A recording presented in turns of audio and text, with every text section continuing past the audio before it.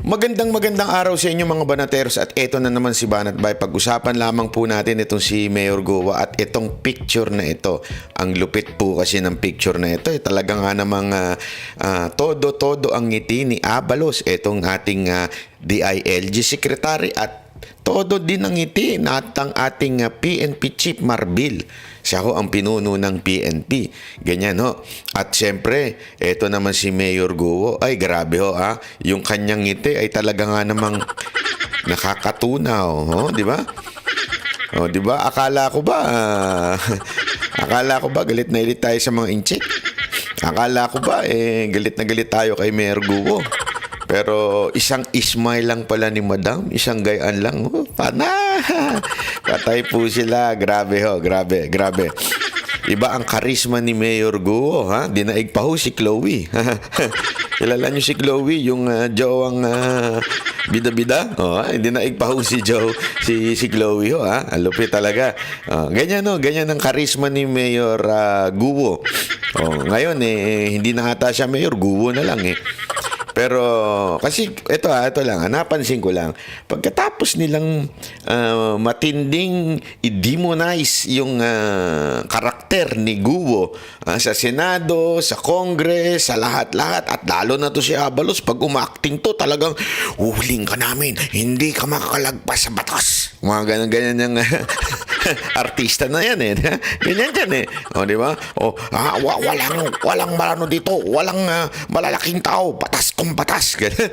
Ganyan si Abalos Pero dito, wala, para ho siyang yung ngiti niya dito parang yung tulad ng kanyang ngiti doon sa may kasama siyang babae sa isang picture. Hindi ko na lang sasabihin kung ano yung picture na yun, pero kumalat din sa social media yun kumalat din yun yung kung paano siyang umiti doon. Ganito rin ang ngiti ni Abalos ngayon. Lupit mo talaga, Abalos. Iba ka iba yung ano mo yung dugo mo pag mga cutie pa yung mga kasama mo iba ka talaga. Anyway, panoorin muna natin tong balita na to kasi ano bang nasa likod ng mga picture na yan? Ano bang nangyayari na ho dito kay Mayor Guo? Kasi ako, isang bagay masasabi ko sa inyo, opinion ko pa lamang ito ito yung opinion lang naman. Sa tingin ko, meron ng usapan, meron ng kasunduan dito ho kay Mayor Guo para gamitin ho siya. Walang iba kung hindi sa matinding misyon. Matinding misyon ho yan. Ano ho yung misyon na yan? Misyon na pabagsakin ng mga Duterte. Alam na ho natin yan. Diba? Alam na ho natin yung mga ganyang klaseng galawan. Hindi makakalagpas sa atin yung mga ganyan. Kasi ang lahat ng bagay, kailangan i-connect sa mga Duterte. Kailangan gamitin ng lahat ng resources upang ibagsak ang mga Duterte. Alam naman natin, pagka sobrang sikat ng mga Duterte, kasama sa consequence yan, yung ibagsak ho sila, nagagamitin ang lahat ng resources. At sa tingin ko, etong dinimonize nila ng todo-todo si Mayor Guo, tapos, syempre, kung ikaw nga naman ay demonize, nahuli ka ng gobyerno, isa lang naman ang sasabihin sa'yo isa lang ang sasabihin sa inyo yan. Ito ba yung tinatawag na palit ulo? Na gusto mo ba? Maayos na yung lahat ng bagay. Madali lang yan. Madali lang yan. Basta, ganun na tayo. Ganun na tayo. Ibig sabihin, ang kakampi namin ay kakampi mo. At ang kalaban namin, kalaban mo. Yan. Kasi ginawa na ho nila yan sabi ko nga sa inyo, kahit sa mga vlogger, ginawa ho nila yan Pag hindi ka kampi, pag hindi mo nabili, kasuhan yan, kasuhan. Tapos paspasin ang kaso. Ganyan katindi yan. Hindi ko sinasabing si Abalos yun, hindi ko na sinasabing si Marbil yun, pero ganyan ang gobyerno ngayon pag hindi nadaan sa santong usapan, alam na. Paano ko pa napatunayan? Nangyari po sa akin mismo nung hindi ako nakakuha ng gobyernong ito. Hindi ho si Abalos hindi ho si Marbil itong dalawang to, ito lang naman yung kanilang ito lang naman yung galamay yung kanilang pinuno na, na animal talaga at demonyo, pag hindi ka nakuha, pag hindi ka pumayag sa kanilang offer na pera na malaki, kakasuhan ka, gigipitin ka, i-demonize ka, ganyan sila eh. Pero pagka natodo-todo na, nagipit ka na, doon ka na sa corner, no choice ka na eh. Di ba? Kailangan mo nang kumapit kasi wala, yari ka. It's either makulong ka or aming ka. So, ngayon, gagamitin nila. Nangyari ho sa akin yan. Pasensya na po kayo. Pero ang inyong lingkod ay hindi ho nagpapatakot sa ganyan. At ang inyong lingkod ay mananatiling tapat sa bayan. At ang inyong lingkod ay hindi gagawa ng mga imbento. Bakit ko nasabi? Kasi may isang vlogger dyan eh. Hindi ko na lang babanggitin yung pangalan kasi unang-una, ang pangit itong vlogger na to. Pangit na nga, pangit pa na ugali. Itong vlogger na to, maraming kaso itong animal na to eh. Kaya ngayon siya pumayag na sumipsip sa gobyerno kasi ang deal sa kanya, sige, hindi ka sa amin? Kalabang ka? Tutuluyan namin yung mga kaso mo. Nakita na natin ito, nakulong na ho ito eh. Kasi nga may kaso nga ho ito. So yun ang ginamit niya ng gobyernong ito para gipitin yung gago na yun, di ba? Sorry naman sa term na gago kasi talagang gago itsura eh. Gago! Hindi, kasi gano'n naman talaga itsura niya eh. Wala tayong magagawa. Yun ang description. Hindi naman, hindi ibig sabihin ng panlalait ho yun. Pero gano'n ho yun eh. Kaya nga yun, ngayon, siyempre, kakilala ho ng ibang mga vlogger. Ang sabi niya, pagpasensya nyo na kung dati maka Duterte ko, ngayon babanatan ko Duterte, si Bongo, si Pangulong Duterte, si BP Sara Duterte, bababuyin ko dahil kailangan or else kakasuhan ako. Ganyan ang style ng gobyernong ito. Ngayon, ang tanong ito, gagawin ba nila yan kay Guo? Diba ho? Yan ang tanong eh. Gagawin kaya nila yan kay Guo? Sagot ho kayo dyan sa ilalim. Kung sa tingin niyo, oo naman. Matik na yan. Hindi na kailangan memorize yan. Gagawin nila yan kay Guo, gigipitin si Guo, ididemonize si Guo, tapos pag siya nakulong na, pag siya nahuli na, aalukin yan. Tatanungin yan ngayon. Ikaw, Guo, papayag ka ba? Makulong ka sa, mabulo ka sa bilangguan? O VIP ka? Mamili ka. Di ba? Bulok ka sa bilangguan? Kung saan, nandun ng mga manyakol sa bilangguan? Yung ganyang ganda mo, naku po. For sure yan, pag piestahan yan doon. Or, i-VIP ka namin. Isang kondisyon. Isang kondisyon. Ano yun? Turo mo mga Duterte. Pangalanan mo mga Duterte. Iyan lang man haka-haka ko lamang. Opinion ko lamang naman po yan. Panoorin po natin ito ang dahilan kung bakit ko nasabi yan. Panoorin natin itong balita na to. Yan. Magandang gabi po, Luzon, Visayas at Mindanao. Pinoproseso na mga dokumento para sa pagbabalik Pilipinas ni Alice Guo na inaasahang darating hating gabi mamaya mula sa Indonesia. Bago mahuli, nagpaabot na umano siya ng surrender fillers dahil sa banta sa kanyang buhay. Naku. Bagay na idinulog niya rin sa May banta na daw buhay niya. Naku. Alam naman natin yung mga galawang ganyan. May banta daw sa buhay. Nakarap ng Interior Secretary. Sa gitna ng lahat ng yan, si Guo ay nakuha pang makipag-selfie sa mga opisyal. Ako kunwari ako, kukulong ako. Dinimonize ako. Mapapangiti pa kaya ako sa tingin ninyo? Sa tingin nyo lang, mag-isip-isip lang kayo. Kayo may mga utak dyan, may mga common sense. Anong dahilan at mapapangiti ka pa? Dinimonize ka na Ikaw na ang pinakamasamang nilalang sa Pilipinas. Talagang hinanting ka. Talaga nga namang, alam mo yun, lahat ginawa sa'yo, laban sa'yo. Lahat ng paninira, pambanat sa'yo, ginawa. Pero nung nahuli ka, naka-smile ka. Anong tawag mo doon? Ako, may naisip pa agad ako. Ito, naisip ko lamang naman ito. Baka naman, moro-moro na lang yung huli-huli na yan. At baka naman, meron ng kasunduan. Diba? Kasi kung ikaw ay secure na, happy ka na, mas gusto mo nang sumuko kasi meron ba detret pang ganyan. Mas gusto mo nang sumuko sa gobyerno. At hindi ka natatakot, pa selfie, happy ka pa. Anong dahilan yan? Ano sa tingin ninyo? At mula sa Jakarta, Indonesia, nakatutok live si John Consulta. John. Mel, Evil, Vicky, opisyal na ngang na-turn over ng Indonesian authorities itong si Mayor Alice Guo sa law enforcement groups ng Pilipinas. Sa katunayan, ilang segundo pa lang ang nakakaraan nang makaalis na itong convoy ni Mayor Alice Guo na maghahatid sa kanya sa passport na siya namang babiyahe patungo dyan, pabalik sa Pilipinas. Okay. Pasado alas 12 ng madaling araw, oras dito sa Jakarta, Indonesia, nang dumating ang mga tauhan ng NBI at Bureau of Immigration o BI. Sila rin ang DOJ team na sumundo kina Sheila Guo at Cassandra Ong noon. At tumutok sa paghahanap kay Alice Guo, katuwang ang kanilang Indonesian counterparts.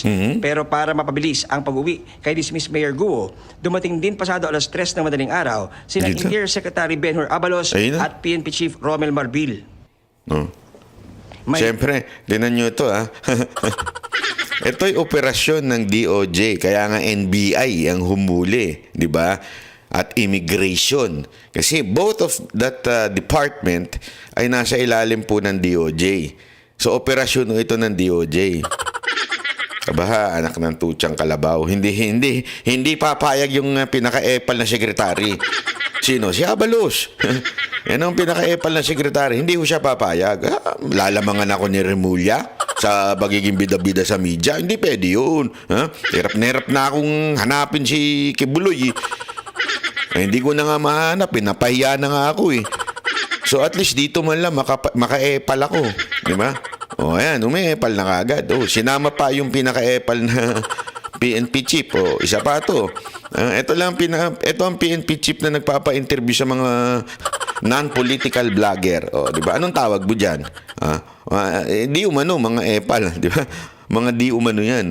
Hindi, sa tingin ko lang kasi pambira sa dami-dami ng PNP chief wala namang ganyan yung nagpapa-interview pa sa mga non-political vlogger. Obvious na yung galawan na yan, di ba? Itsampu na lahat ang susundo kay Guo. Kaya bukod sa paghaharap ng NBI at Bureau of Immigrations ng Pilipinas sa immigration officials ng Indonesia, We have process. The process first for before Like Sheila and Cassandra. Yes. We are trying to coordinate with the Indonesian police to fast track the documents. We just waiting from the police. may sarili ring pulong ang Interior Department at Pulisya ng Pilipinas sa Indonesian Police naman. Ayon sa BI, ilang beses nagpalipat-lipat ng pinagtataguan si Guo. Ito kitang-kita nyo naman. Ayon sa BI, ibig sabihin, talagang yung BI ang operasyon na ito, di ba? Ibig sabihin talagang sila talaga ang namuno sa paghahanap. Bakit si Abalos at si Marbil ang humarap? Hindi, ako naintindihan ko naman kasi yung amo nila, yung sekretary nila, medyo nangangayayat na. So, maybe health-wise, hindi na ho pwede si Remulla, di ba, na magbiyahe-biyahe. Hindi natin alam, di ba? O kaya, mas gustuhin niya na magpahinga na lang. Hindi natin alam yan. Pero, ika nga, kung wala si Remulla, kailangan may pumapel, di ba? Siyempre, taas kamay kagad si Abalos. Sir! Ako na magbibida-bida dyan. Ako na. Hindi pwedeng hindi ako makasali dyan. Kahit isipin nyo, nagtrabaho dito, BI, Immigration yun, Bureau of Immigration, NBI, pareho na sa ilalim ng DOJ. Pero siyempre, hindi papatalo yung bata nyo. Si Abalos at saka si Marbil. Ano yan Alam naman natin, pareho po kasi yung napahiya diyan ho sa ginawa sa KOJC. Bakit kanyo? 11 days na. Nagukay na't lahat. Walang nahanap. May heartbeat pa sila. Noon na, umiiwas pa to si Abalos pero di kalaunan, napaamin na rin na siya ho ay talagang isa sa mga nagpapahanap dyan. At the same time, napahiya na rin si Marbil, di ba? Bakit? Mantakin mo, lumabas yung video na kumakanta siya nagpa-party sila, kumakanta sila. Habang yung kanilang mga pulis naghihirap, habang mga pulis nagugutom, siya nagpa-party. Nagkakantahan sila, di ba? Ano palusot? Ano sabi? Kaya siya daw to boost moral. Boost moral. Kung gusto mong i-boost ang moral ng tauhan mo, Marbil, isa lang ang gawin mo. Pakainin mo sila ng tama, ibigay nyo yung bonus na pinangako ninyo at higit sa lahat, pumunta ka sa ground. Puntahan mo sila, kausapin mo yung pulis.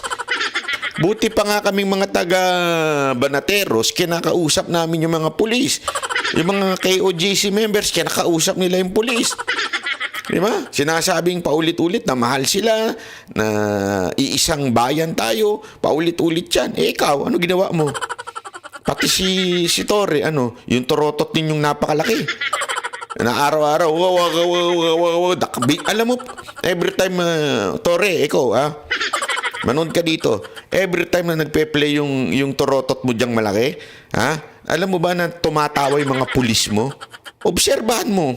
Every time na nagsasalita yung torotot mo, it's either natatawa sila o naiinis sila dahil sa sobrang ingay at balakatak niyang yung speaker na yan. O, ganyan, totoo. Sa mga litratong ito, aking nakuha sa isang source na nakuha sa iba-ibang lugar sa Indonesia, makikita siyang may kasamang lalaki at maiksi na ang buhok. Naku. Bago naman siya naaresto sa townhouse na ito sa Tangerang City sa Indonesia, Naku. ay nagpaabot si Guo ng surrender feelers sa DOJ tracker team. Based dun sa information na So, ito hindi ho siya, nahuli. Kasi lumalabas, nahuli na siya. Hindi, nagpadala ho siya ng sulat. Susuko na ako. Di ba? Nagpadala siya ng sulat kasi nga daw, may death threat na sinasabi siya. Di ba? binato sa akin ng ating informant, sinasabi na takot din daw siya, sinasabi niya sa Chinese mafia. Chinese mafia daw. So sabi niya parang natatakot siya. Di ba? Tapos ito, ako kita ko na kwento. Kita ko na script. Chinese mafia, tinatakot siya. At ang contact ng Chinese mafia, alam mo kung sino? Si Duterte. Pustahan tayo. Pustahan tayo. Paano na mayagpag yan Chinese mafia na yan? Nasasabihin, protector ang mga Duterte. Nung panahon niya. Kaya naisipan ko nang sumuko para hindi ako mapatay ng Chinese mafia. Bakit? Mabubuking kung sino ang mga protector niyan. At sino yun? Duterte. Pustahan tayo.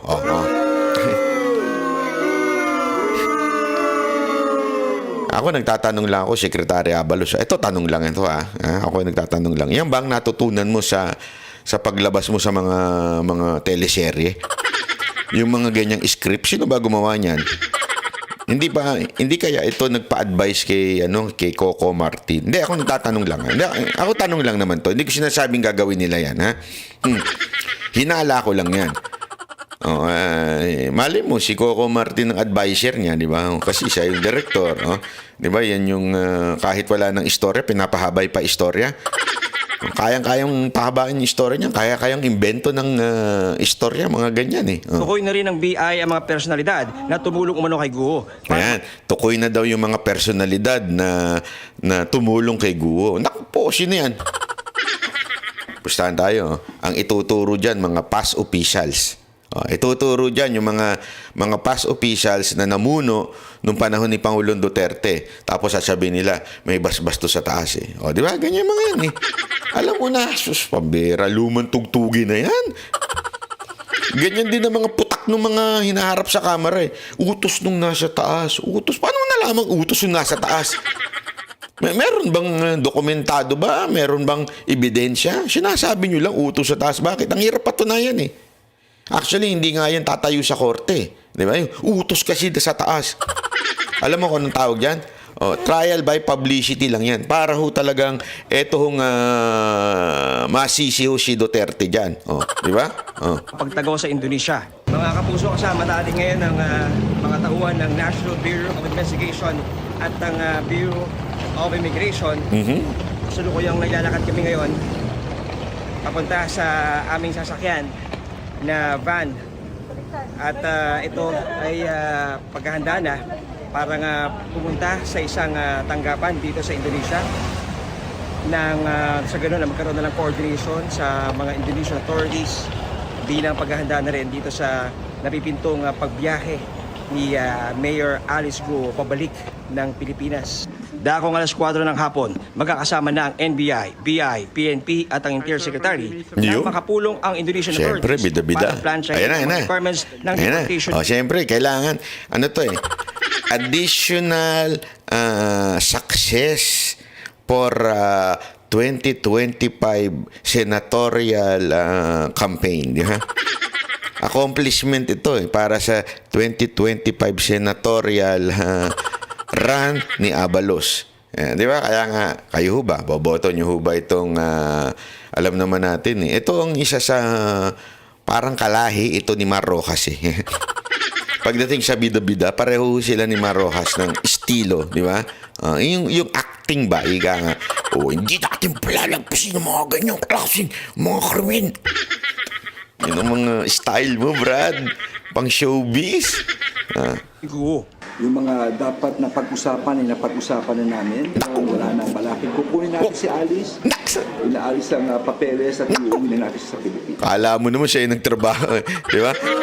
Kala mo talaga siya yung nagtrabaho Kukunin natin si Mayor Alice. Ang tutsang kalabaw yan Sir, nagtrabaho po niyan BI at saka NBI, hindi po kayo. Iba talagang level mo, Abalos. Pang senador talaga ang takbuhan Ang pambira, oo. Kasunod nito, nakipagpulong sina Abalos at Marbil sa mga police officials sa Indonesia upang magpasalamat.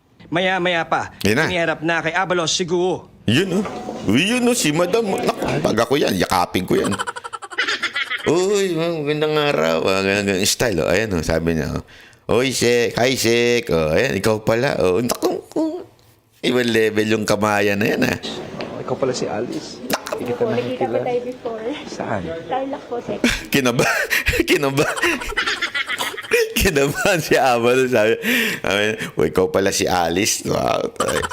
Tapos biglang, Sir, nagkita po tayo before. Sandali. Saan yan? Sandali. Delegate siya na. Sandali. Naka-live po kasi si Abalos niyan Tapos yung mic niya, nakakabit sa kanya. So, naririnig. So, ang hirap bawiin. Patayin. Patayin yung mic. Patayin. Kasi, tinan nyo, may part dyan na pinatay yung mic Minumute siguro nung nagbibideo Kasi naka-live, alam ko, naka-live yan Nasabi nung ayan. Ando ka ba nung mayor ka noon? Opo. Ando sila, no? Sila governor? Opo, sir. Yung nagpunta. Galing ng kabig, style. Gusto ko yung style mo, sir, Hindi kasi parang, di ba, kunwari, halimbawa lang naman kasama yung jowa mo, di ba? Tapos biglang may sumalubong ng babae. Uy, kamusta na? Manat bay? Nagkita na tayo Naknatutang ka lang ba? Kunwari lang, wala mo na akong jowa. Buti na lang. Ay, biglang nakita nung Banat bay? Saan? Nagkita tayo saan tayo nagkita? Doon sa SMNI, di ba? Doon, nagkita, kasama sila Coach Oli, Boss Dada. Di ba, para safety na kagad di ba? Para safety na, binanggit mo na kagad yung mga kasama para, hindi kami solong nagkita nito, di ba? Pinangunahan mo na. Yun, sinesenyasa mo na yung kausap mo na, may kasama tayo na nagkita, yung bibig mo. Easy, baka mayari tayo. Intindi ng Galawang Musik, the best, dami ko natutunan. Mga kalalakihan, learn from Secretary Abalos, di ba? Gago! Hindi ko naman sinasabing merong ibang nangyari, pero sige na nga. Maniwala na nga kami sa sinasabi mo, Secretary Abalos. Ikaw talaga. Ikaw talaga. Pakurot. Ay, naku po. Gusto ko yung pakinggan ulit natin Ikaw talaga. Maya pa, iniharap na kay Abalos si Guo. Hi, sir. Alice. Ikaw pala si Alice. Hindi kita nakikila. Alice talaga yung pangalan. Hindi man lang tinawag na Miss Guo. Alice. Ikaw pala si Alice. Ganda mo pala. Ang puti-puti mo pala. Bata mo, makinis ka pala. Bata mo, talay. Tayo before. Saan? Tarlac po, sir. Ando ka ba nung mayor ka noon? Opo. Ando sila, no? Sila governor? Opo, sir. Yung nagpunta. Ikaw talaga. Sa live stream. Ikaw talaga. Pakurot naman ng pisngi mo. Ang kikit mong babae ka. Ayop ka. Ganun. Pakurot, sabi. Hindi. Walang pakurot. Dagdag ko na lang yun. Parang, ewan ko eh. Ito yung wanted. Di ba? Ito yung wanted. Ano? Ikaw talaga. Ow! Ibang level mo talaga, Abalos, ha?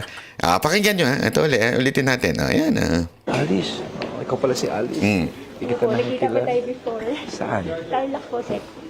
Ando ka ba nung mayor ka noon? Opo. Ando sila, no? Sila governor? Opo, Sek. Yung nagpunta. Ikaw talaga. Sa live stream ni Abalos sa Facebook, live stream ni Abalos. Live. Okay, live stream ni Abalos to. Biglang nawala yung mic. maririnig sa isang punto si Guo na humingi ng tulong kay Abalos dahil sa umano'y death threat pero nawala ang audio sa tugon ni Abalos. Sek, patulong. May decrete po kasi. Di bale, basta importante. Yun, ang importante, ayun. Sabi ni Gugo, Sek, patulong kasi may death threat po talaga ako. Okay. Ang importante, tayo na. Na-mute. Ang galing nung technician ni Abalos. Yung sound technician niya, bilis pumindot, ha. Alam ko kasi yung mic niya, yung may pindutan ng mute, Alam ko yan. Parang ang tansya ko, dalawa lang yan. It's either DJI Mic 2 or di kaya yung Rode. Parehong may mute button yun doon sa receiver. Tayo na, alam ko yan.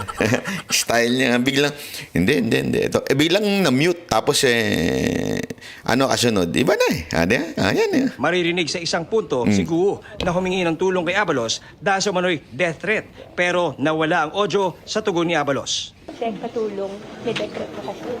Di bale, basta importante. Basta ang importante,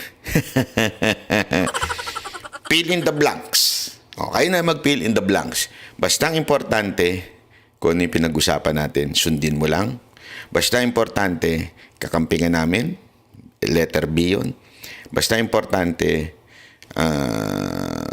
makipag-cooperate ka. Iba. Letter D, bahala na kayo kung anong gusto nyo ilagay dyan. Ulitin natin, ha? Letter A, ha? Importante, kakampingan namin at sumunod ka sa script. Ha? Pangalawa, yung pinagkasunduan natin, ha? Susundin mo. Pangatlo, basta, sunod ka lang. Parang pare-pareho yun, ha? Letter D, kayo nang bahala maglagay, ha? Ano sa tingin ninyo yung parang hindi magulo, wala nang magulo, yung choices ko pare-pareho Maganda kayo na lang maglagay ng kasunod, yung na-mute. Ano kaya yung na-mute na yun? Okay. Kayo na lang po. Ako hindi ko alam kung ano yung na-mute na yun. Totoo, tingnan natin ito. Ha? Kaya nga, kumuha na kami ng private plane dito para Yun? Yung totoo, parang ganun yung totoo. Kaya nga kumuha na kami ng private plane dito. Yan po si Mayor Alice Guo. Yan po ang tinatawag nilang wanted. Ano ho yun? Private plane. Sa tingin niyo ho ba, yung private plane na yan, gastos ho ni Abalos?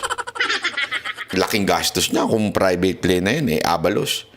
O yung private plane na yan ay gastos ng gobyerno. Sa tingin ninyo, gagastosan ng gobyerno ito nang wala lang? Ano kaya ang kapalit nito? Nako. Kooperasyon kaya ni Mayor Guo sa kwento, sa script na idamay ang mga Duterte? Hindi natin sigurado.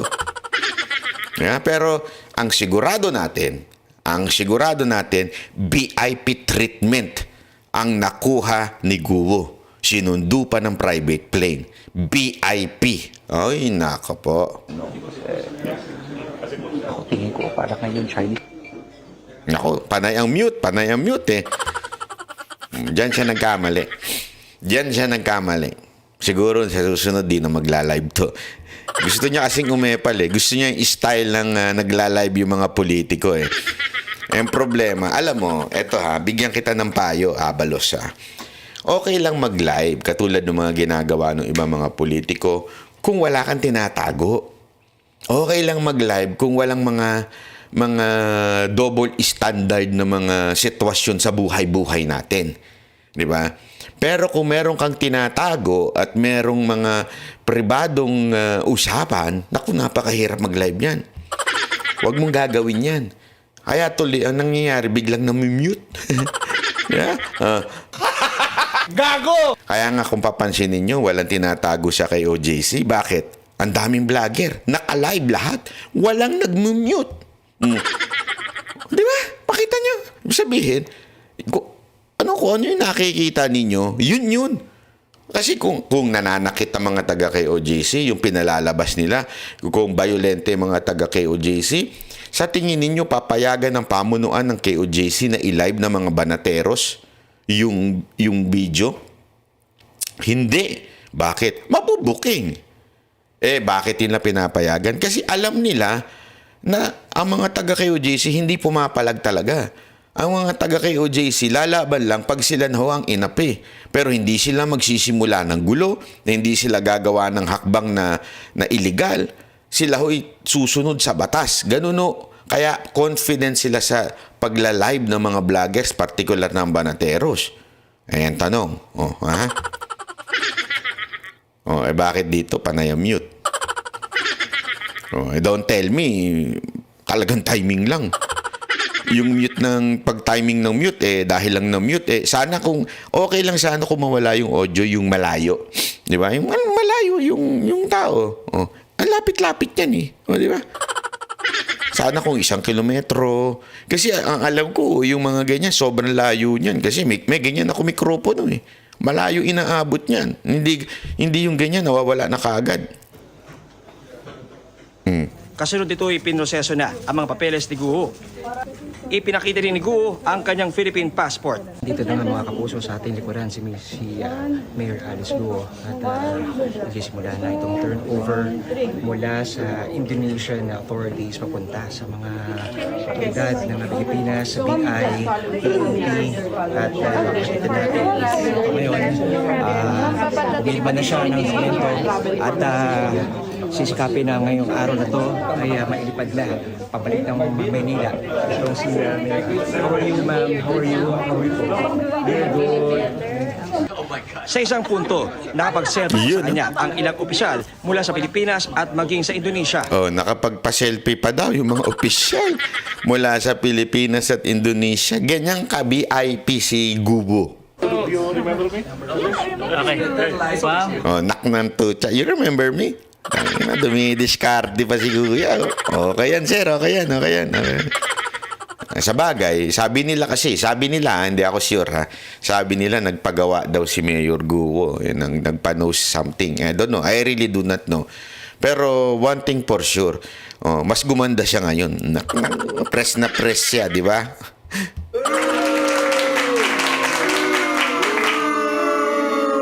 Kung dati, galit ang gobyerno sa kanya.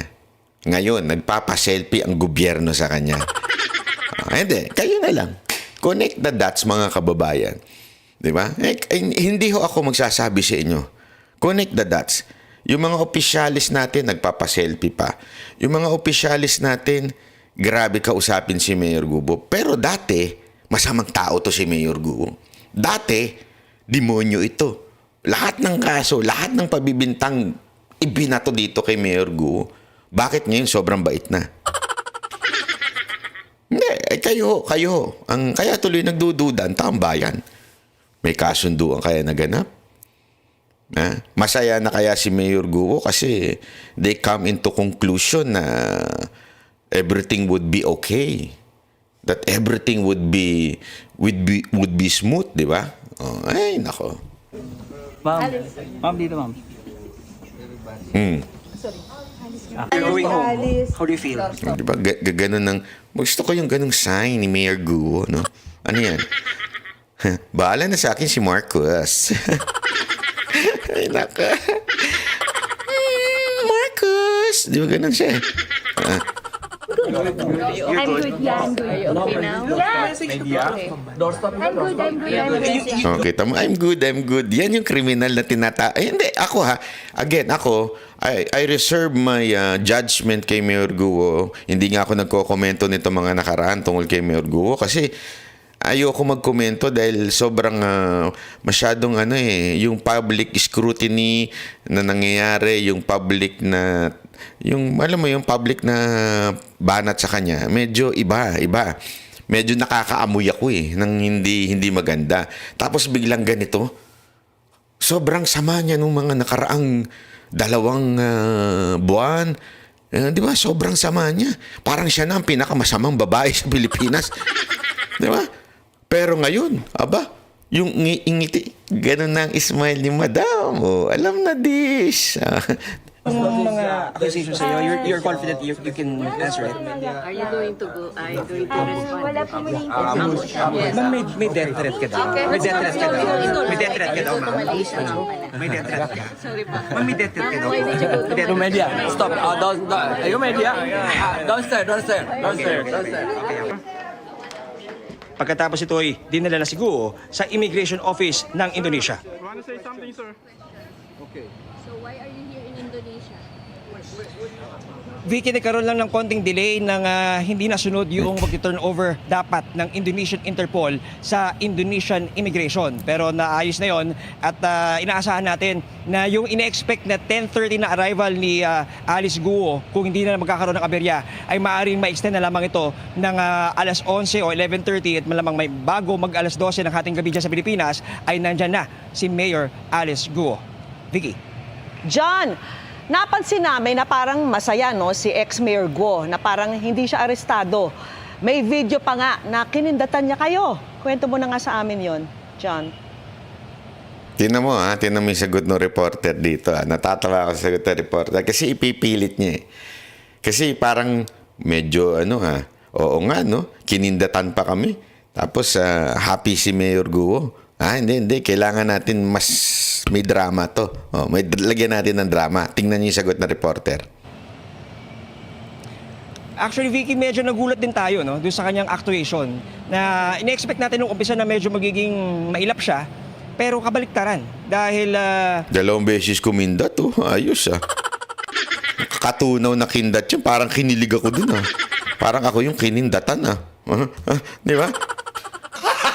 Gago! Naging siya, very receptive, ngumingiti, at certain points, tinatanggal niya yung kanyang mask para makipag-picture nga doon sa mga gustong magpa-picture sa kanya. Nag-umpisa to, Vicky, nung merong mga Indonesian authorities na lumapit sa kanya at nagpaalam, tapos nauwi na sa mga picture-picture. Hanggang sa meron na rin ng ilang sa ating mga opisyal dito sa Pilipinas naman ang sa tuwaan nila dahil Ayan, Yan, tingnan niya. Sasabihin niya ni itong reporter na bigla daw napaiyak yan. Parang hindi naman ganyan nang umiiyak.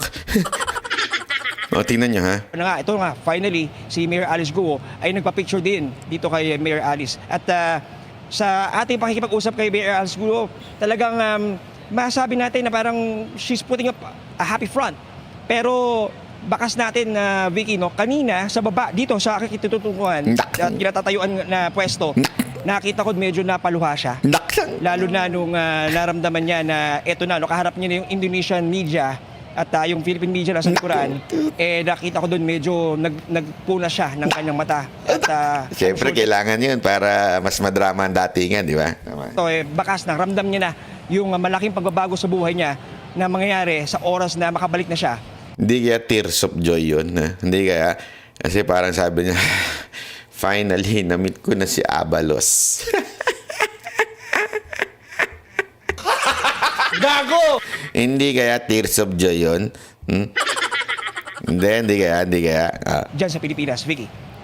John, di ba nakita natin nakikipag-selfie pa siya sa mga opisyal dyan, Ano ba yung general mood dyan nung nandun lahat kayo at pati yung Indonesian media?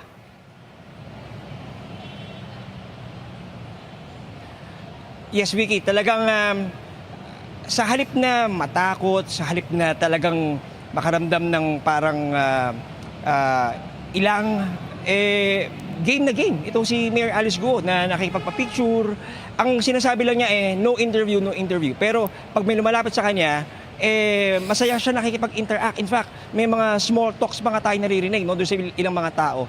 Kaya nakakagulat dahil kumbaga parang naging malapit sa kanya yung mga taong nakasama niya, yung mga nakaraang araw na siya ay nahulit, nakulong.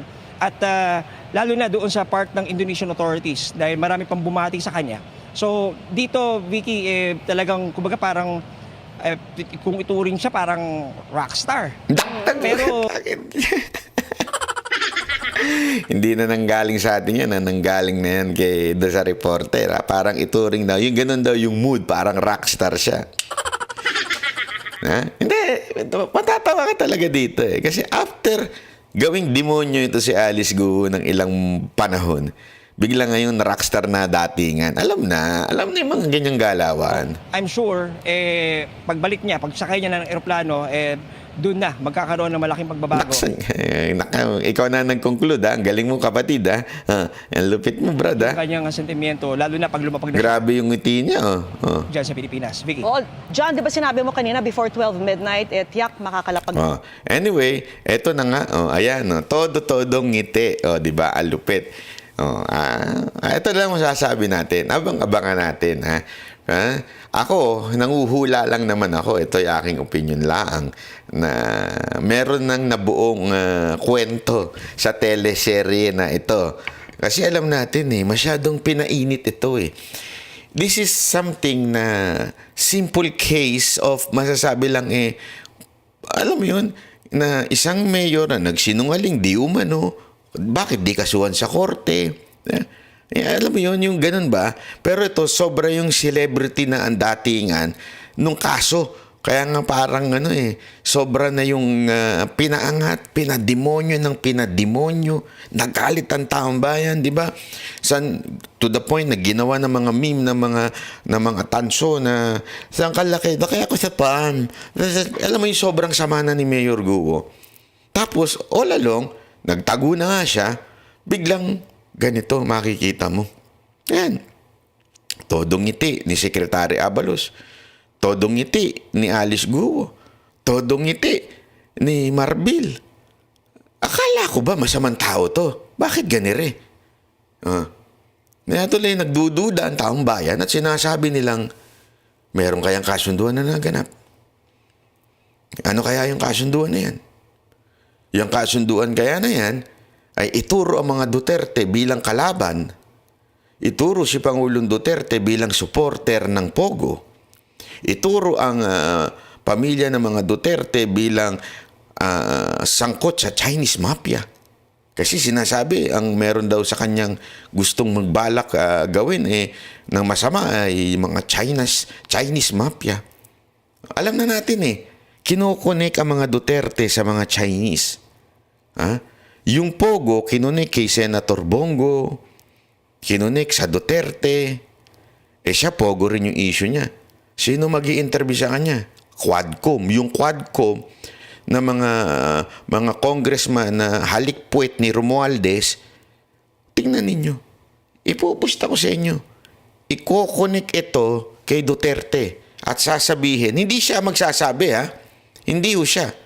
Sa tingin ko lang hindi sa tingin ko, ikukonek ito ng mga kongresistang ulol dyan sa Kamara. Yung mga kongresista dyan, alam mo naman, halik sa puwet ni Romualdez. Sigurado ko, yun ang magkokonek sa mga Duterte. Di ba? Yan ang tinatawag nilang kanila hong mission yan. Ang mission nila na durugin ng mga Duterte, lalong-lalo na si BP Sara Duterte, kaya i-connect ang lahat ng masasama sa kanila. Para hindi sila maboto at maboto yung matinding kaalyado nila na si Speaker Romualdez. Alam na natin yung galawan na yan, Brad. Yung galawan ninyo, galawan ng mga pang-teleserye. Kaya abang-abang po natin. Abangan natin kung ano pa yung mga susunod na mangyayari. Dahil for sure, next thing nito, wala na. Duterte na. Ayan yun. Okay? Maraming salamat Ako